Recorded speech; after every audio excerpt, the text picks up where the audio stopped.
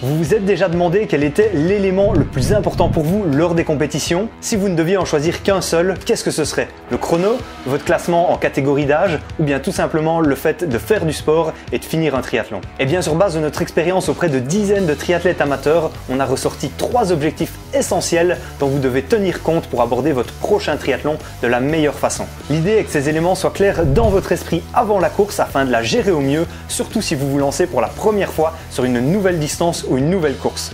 Je vous explique tout ça, c'est parti!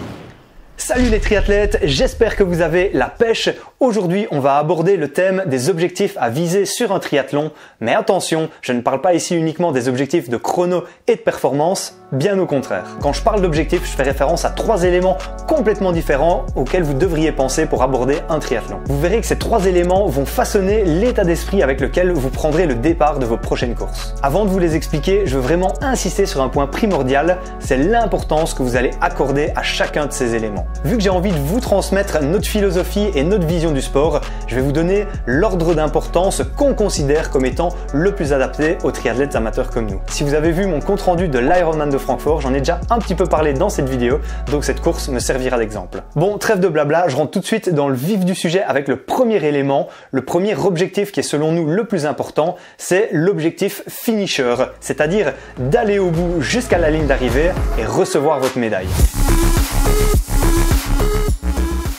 Avant de penser à quoi que ce soit d'autre, ça doit être votre objectif principal quand vous prenez le départ d'un triathlon. Pour chaque course, vous payez des frais d'inscription, vous vous entraînez dur, vous vous déplacez pour prendre le départ, alors ce serait trop bête de ne même pas finir. Que ce soit un triathlon sprint ou un Ironman, le but c'est d'aller au bout, surtout si c'est le premier. Avec cet objectif en tête, le reste ne doit plus avoir autant d'importance et surtout pas le chrono. Pour ma part, après seulement 3h30 d'effort sur l'Ironman, j'étais plus ou moins à la moitié du vélo quand j'ai constaté que tout se passait à merveille et qu'il était donc temps de miser sur la sécurité en réduisant l'intensité d'un cran parce que j'étais encore très loin d'être au bout. Avec cet objectif finisher qui est clair dans votre esprit, ça doit vous aider à gérer votre effort pendant la course pour ne pas vous cramer et risquer d'exploser complètement. En dehors d'une défaillance physique ou des barrières horaires, il y a 3 choses qui pourraient vous empêcher d'aller jusqu'à la finish line d'un triathlon. Un problème mécanique sur le vélo, le plus fréquent étant une crevaison, des troubles digestifs liés à l'effort ou encore une pénalité qui entraînerait une disqualification. Et le but, c'est de réduire au maximum la probabilité qu'un de ces événements se produise. Afin d'éviter un abandon pour problème mécanique, on vous conseille d'avoir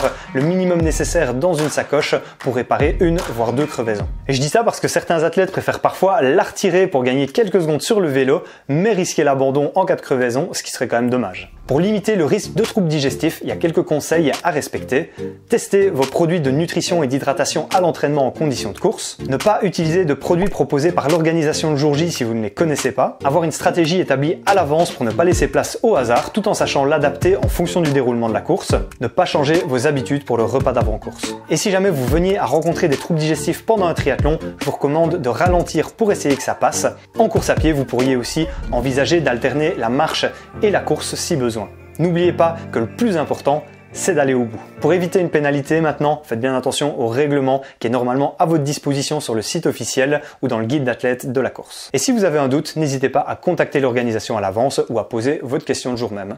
Voilà, avec tout ça, vous mettez toutes les chances de votre côté pour franchir la finish line de votre prochain triathlon. Passons maintenant au deuxième élément le plus important, c'est bien entendu l'objectif de prendre du plaisir pendant la course. Qu'est-ce que j'entends par là? C'est le fait de s'amuser, d'apprécier l'effort, de lever la tête pour regarder le paysage sur le vélo, de vivre un moment en famille ou entre amis, de remercier le public qui vous encourage, d'échanger quelques mots avec d'autres athlètes, bref, de profiter de l'instant présent tout simplement. Selon moi, cette notion de plaisir passe bien avant le chrono et la performance.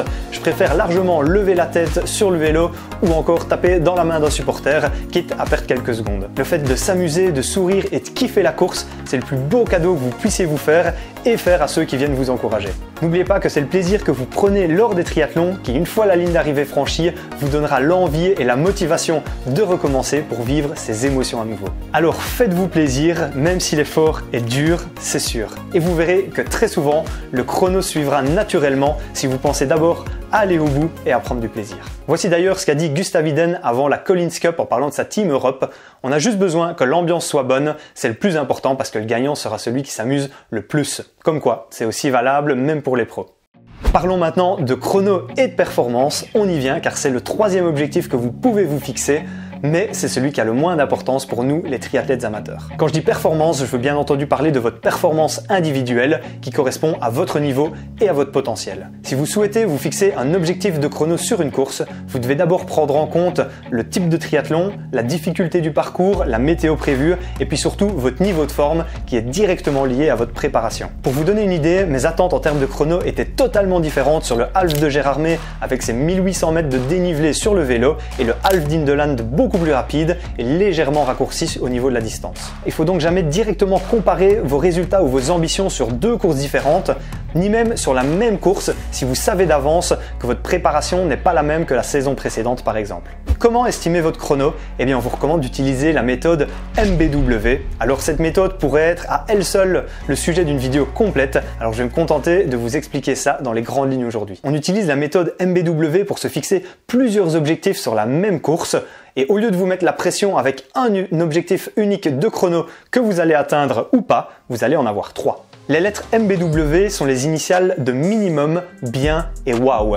En quelques mots, ça signifie que vous allez d'abord vous fixer un objectif minimum que vous êtes pratiquement certain de réussir. Ensuite, pour l'objectif bien, vous estimez un chrono que vous seriez déjà très heureux d'atteindre et qui reflèterait une course bien gérée dans son ensemble. Et pour finir, vous fixez un objectif wow, celui dont vous rêvez et que vous pourriez atteindre si vous faites une course parfaite grâce à un beau pic de forme. Avec cette méthode MBW, vous vous assurez de ne pas être déçu avec un chrono minimum atteignable et vous laissez la place pour une potentielle belle course avec un chrono au-delà de vos espérances. Le fait d'avoir plusieurs objectifs vous retirera un peu de stress et vous permettra de profiter encore plus de la course.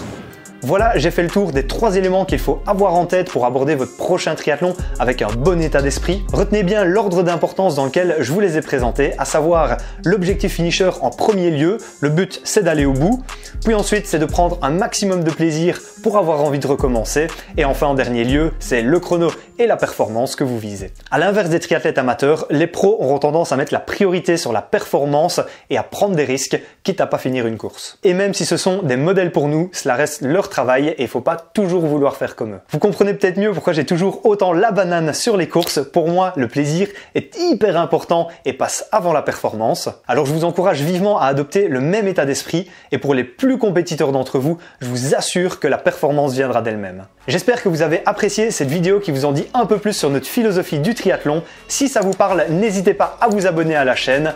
Moi, je vous souhaite un excellent entraînement avec une patate d'enfer. Et puis surtout, n'oubliez pas, on progresse ensemble et célébrons la magie du triathlon.